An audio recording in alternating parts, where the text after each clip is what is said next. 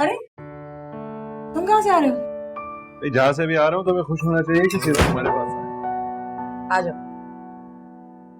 चाय तो पिला दो। हाँ पिलाती हूँ, 1 मिनट। अभी तुम्हारे काम को मना किया है मैंने। मैं तुम्हें फोन कर रहा था, तुमने फोन ही नहीं उठाया। ओ मेरा फोन साइलेंट हो गया, काम कर रही थी ना। क्या काम चल रहा है? इंटरव्यू लेना है, वो मशहूर पॉलिटिशियन नहीं है एमटी, वो जिसको तुमने इलीगल हाइड्रेंट्स के सिलसिले में बेनकाब किया था, उसका इंटरव्यू क्यों कर रही हो? काम का एक्सपोजर मिलेगा उसे। मालिकान का कहना है कि उससे बात करनी है। खासा करप्ट आदमी है, बहुत सारे सबूत हैं उसके खिलाफ। हाँ लेकिन उसे अपनी पार्टी की सपोर्ट हासिल है। I don't think so. जहां तक मेरी मालूमात है उसकी पार्टी भी उससे खुश नहीं है, क्योंकि जो कुछ उसने किया अपने बलबूते पे किया। अच्छा चलो कल बात करती हूँ तो देखते हैं क्या कहता है वो। अपने बारे में क्या कहेगा वो, खुद को फरिश्ता ही कहेगा। उसकी छोड़ो, ये बताओ तुम कैसे हो? मैं ठीक हूं। तुमने अपनी आदत डाल दी, अब मैं तो किसी काम का ही नहीं रहा। क्यों, मैंने क्या किया? अपनी आदत डाल दी, सारे काम तो मेरे तुम कर देती हो, तो मुझे ख्याल भी नहीं रहा कि मुझे अपना कोई काम करना होता है। मेरे ख्याल से तुम शादी कर लो उससे जिससे तुम मोहब्बत करते हो, ताकि तुम्हें आके संभाल ले। तुम बैठो, मैं चाय बना के लाती हूँ।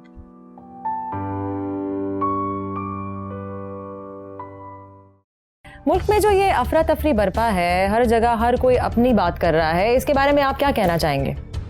देखें, सबके आज़ाद ख्याल हैं, जिसके जैसा मूड है वो वैसी बात कर सकता है, जिसका जैसा परसेप्शन है वो उस तरीके से उसको देख सकता है। अवाम में एक कंफ्यूजन फैली हुई है, आपको क्या लगता है मुल्क आइन के मुताबिक चल रहा है? जी बिल्कुल। तो फिर सियासी जमातों में इख्तलाफात क्यों हैं? देखें, इख्तलाफ कोई बुरी चीज़ नहीं है, इससे नई राहें खुलती हैं और हर जमात को इजहार राय का हक है। ये बात आपकी सही है, लेकिन फिर वजह क्या है? मुल्क की तरक्की रुक क्यों जाती है? मैं समझता हूँ कि मुल्क की तरक्की रुकने का जो सबसे बड़ा सबब है वो करप्शन है। कौन करता है ये करप्शन? मुझे क्या पता है कि कौन करता है ये करप्शन। आप लोग काफी इन्फॉर्म्ड हैं, वेल इक्विप्ड हैं, ढूंढिए कौन करता है ये करप्शन। आप पर भी कई करोड़ रुपए के करप्शन के इल्जाम हैं। इल्जाम तो इल्जाम है, कोई हकीकत तो नहीं है। केस अदालत के अंदर चल रहा है, जो हकीकत होगी वो सामने आ जाएगी। और ये कल के बने हुए जर्नलिस्ट हम पे इल्जाम लगाएंगे आज। एमटी साहब, इससे पहले भी आपका नाम कई मर्तबा करप्शन में सामने आ चुका है, क्या ये भी सियासी महाजराइयां हैं? बिल्कुल, मुझे और मेरी पार्टी को बदनाम करने की कोशिश है। ये बिका हुआ है ये जर्नलिस्ट और बिका हुआ है इसका कलम। आप कहना क्या चाह रहे हैं कि जर्नलिस्ट आरिफ ने जो वाटर इशू पे कॉलम लिखा है और उसमें जो नाम करप्शन के हवाले से मेंशन किए गए हैं वो झूठ है?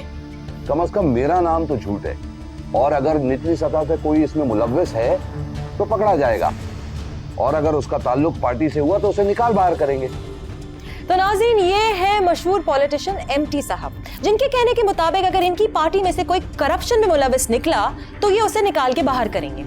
अब देखने की बात तो ये है कि कौन सी ऐसी पार्टी रही है जिसमें किसी ने भी अपने कारकुन को, जिनका नाम करप्शन में आया है, उसे निकाल बाहर किया है।